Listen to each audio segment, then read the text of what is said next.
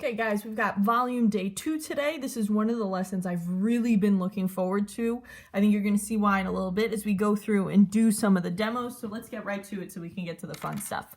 So we've got a cylinder that has a volume of about 100 pi centimeters cubed and a height of 4 centimeters. What is the length of the radius? Okay, so I want to reference my formula sheet. Write it down. Volume of a cylinder is pi r squared h.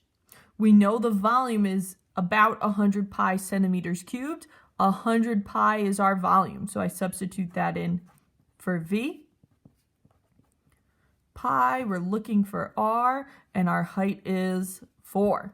So as we go through here, you may have seen my preference is really to divide by that pi first. Yes, I could have divided by 4 first, but since it's in terms of pi, let's get those pi's all canceled out, and it'll be easier to work with. So we've got 100 equals 4r squared. Now we'll divide both sides by 4. Okay. So we get 25 is equal to r squared. We've isolated our variable term. Now we can get r by itself. To do that, we have to undo the exponent of 2. So we take the square root of both sides, and we should know square root of 25 is 5. So that the radius is 5 centimeters. Great. Okay, so first thing we're looking at today is we're going to do some more work with our cylinders and kind of just check out the volume of the cylinders in relation to the surface area. So the first demo we're going to look at, we have 2 open cylinders below. We're constructed using identical 8.5 by 11 inches pieces of paper. So open meaning they don't have a top, they don't have a bottom, made using a standard piece of paper. So the tall one has a height of 11 inches. The wide one has a height of 8.5 inches, okay, but made with the same piece of paper. So do you think the cylinders are going to have the same lateral surface area, meaning that tube part, not the top and bottom? Well, if they're made with the same piece of paper, I would say yes. And that's my reasoning, because they are made with the same size piece of paper.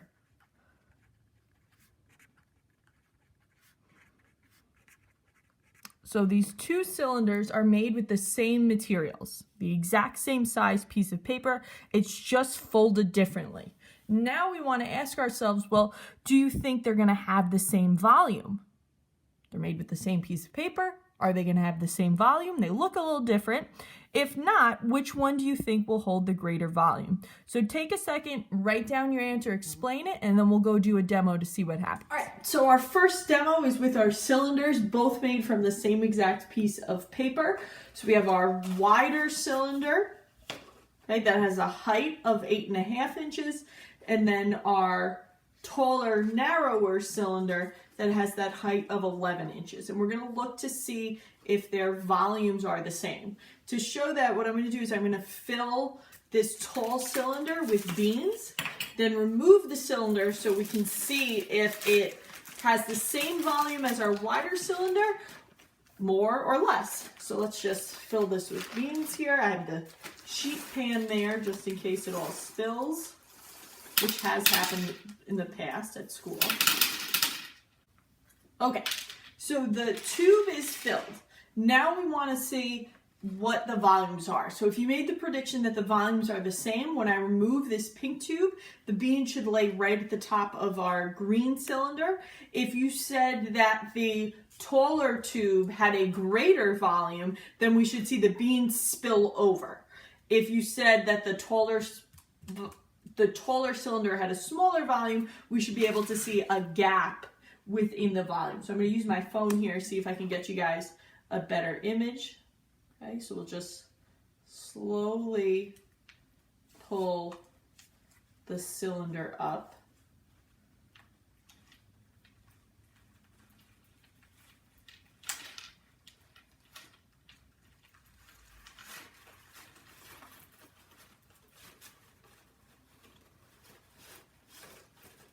There we go, almost done. Ooh. And as you can see, there's a significant gap in the volume, meaning that our green cylinder, our wider one with the shorter height, actually has a greater volume than our cylinder with the taller height, even though they have the exact same surface area. So up top, I wrote sort of, our guess should be there saying yes or no, we think the volume is the same. Now that we've done the demo, we're going to write down our actual answer. So we saw no, the volume is not the same.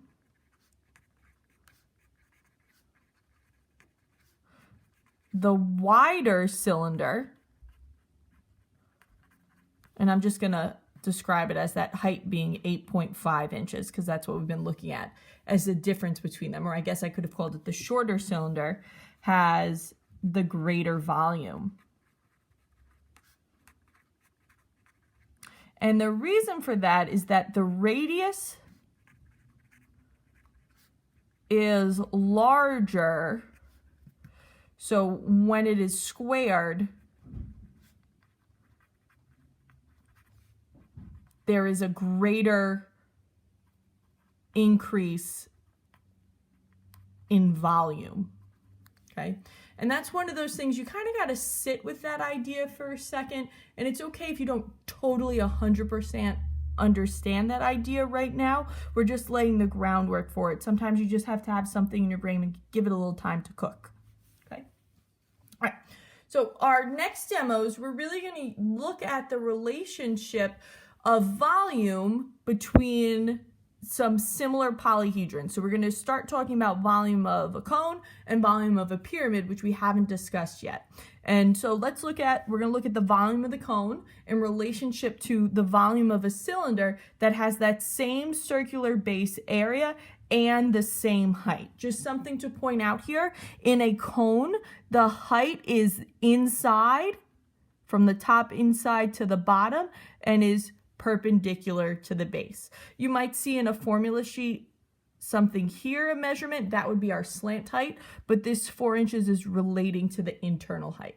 So let's go take a chance, do our demo to look at the relationship between the volume of the cone and the cylinder. Our second demo here is to look at the relationship between a cylinder and a cone when that cone and cylinder have the same base area shape and the same height. To do that, we're going to fill up the cone with this blue liquid. I couldn't find food coloring at the store, so I got a packet of blue raspberry lemonade Kool-Aid, so we're going to use that. And we're going to pour the cone into the cylinder and see how many times we have to fill the cone and pour it into the cylinder to fill up the cylinder.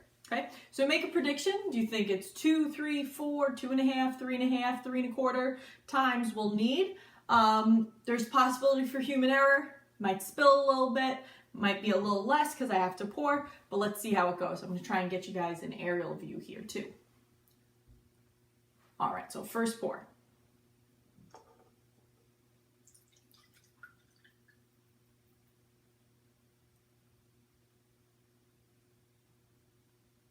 There we go, right to the top.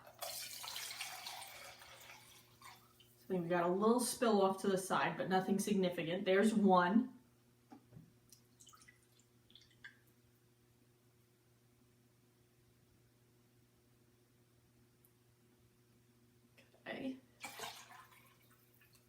There's 2. So if you predicted 2, not quite.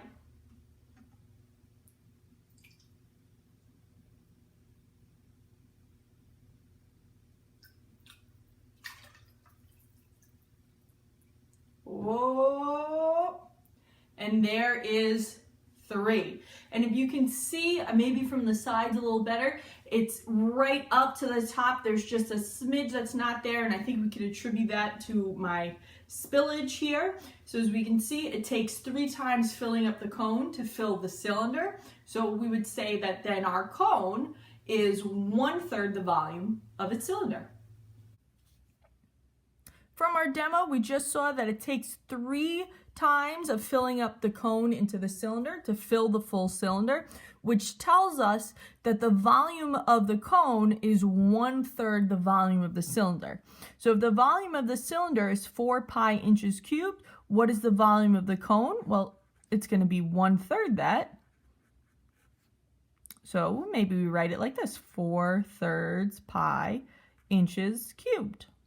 Okay, or you could say 1 1/3 pi inches cubed. Or put the whole thing over 3.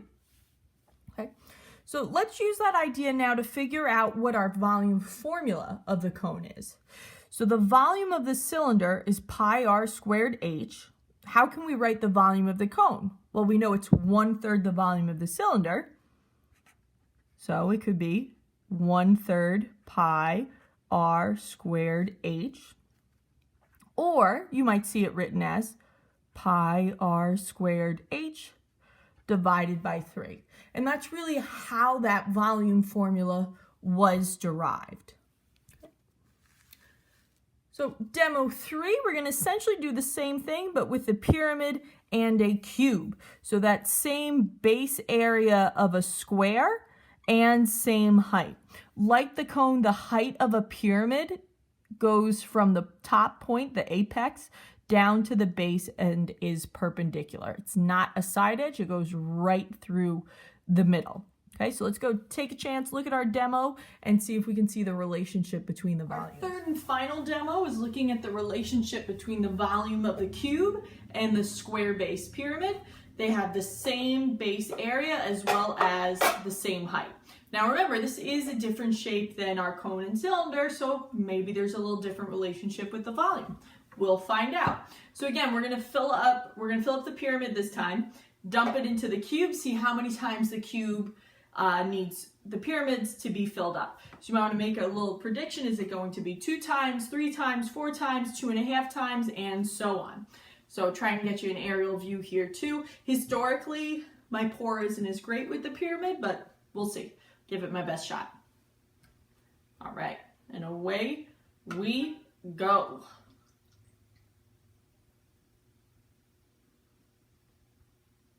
All right, so 1 pyramid.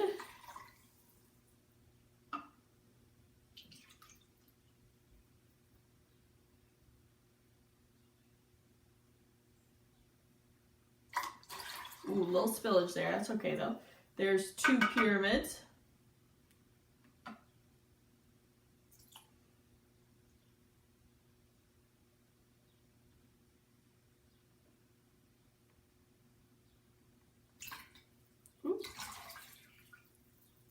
And there is our 3rd pyramid. So again, just like our cylinder and our cone, it takes 3 times filling up the pyramid to fit into the cube. So we'd say our relationship is that our pyramid has 1/3 the volume of our cube. After our demo, we should notice that the pyramid also fills up the cube 3 times. Just like when we filled our cone into our cylinder. So the volume of our pyramid is going to be 1/3 the volume of the cube. So if the volume of the cube is 27 centimeters squared cubed, then the pyramid's going to be 1/3 that. Well, 1/3 of 27 is 9. So 9 centimeters cubed. Great. Okay. So now let's look to number 2, deriving our square pyramid formula. Use the volume formula of a cube to derive the volume formula of a square base pyramid. So we know the volume formula of a cube is side cubed. For deriving our volume formula of a square pyramid, it's going to be a little easier to think of it with our height there, because not always is a square base pyramid going to have that same side length and height. So to do that, what we're going to do is we're going to show it as the volume is equal to 1/3 side squared h, or the volume is equal to side squared h divided by 3.